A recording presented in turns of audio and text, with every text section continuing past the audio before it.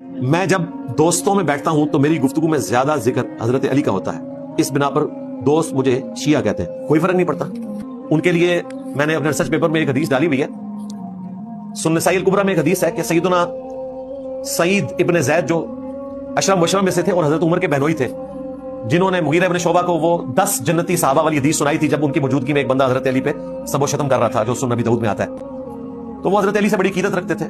جہاں کہیں بنو امیہ کے دور میں حضرت علی پہ سب و شتم ہوتا تھا تو وہ حدیث سناتے تھے کہ تم جنتی شخص کے اوپر لعنت کروا رہے ہو. میں نے اپنے کانوں سے سنا ہے کہ ابو بکر جنت میں، عمر جنت میں، عثمان جنت میں، علی جنت میں، طلحہ جنت میں، زبیر جنت میں، عبد الرحمن بن عوف جنت میں، سعد ابن ابی وقاص جنت میں، ابو عبیدہ ابن جراح جنت میں، اور ایک 10واں شخص بھی. اور پھر وہ پوچھنے پر بتاتے تھے، ادروائز نہیں بتاتے تھے، اور کہتے تھے 10واں میں ہوں، سعید ابن زید. تو سنن نسائی الکبریٰ میں ہی انہی احادیث میں ایک حدیث ہے، میں نے ریسرچ پیپر کربلا والا اس میں ڈالی ہوئی ہے، کہ ایک شخص آ کر سعید ابن زید سے کہتا ہے کہ میں اس دنیا میں سب سے زیادہ حضرت علی سے محبت کرتا ہوں. ظاہر ہے کہ اللہ اور اس کے رسول کے بعد.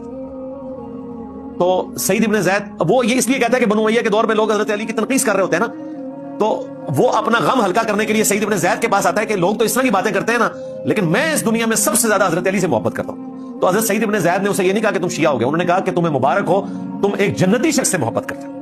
اور اگلی مبارک یہ ہے کہ بخاری مسلم میں حدیث ہے، جو دنیا میں جس سے محبت کرتا ہے قیامت والے دن وہ اس کے ساتھ معشور کیا جائے گا.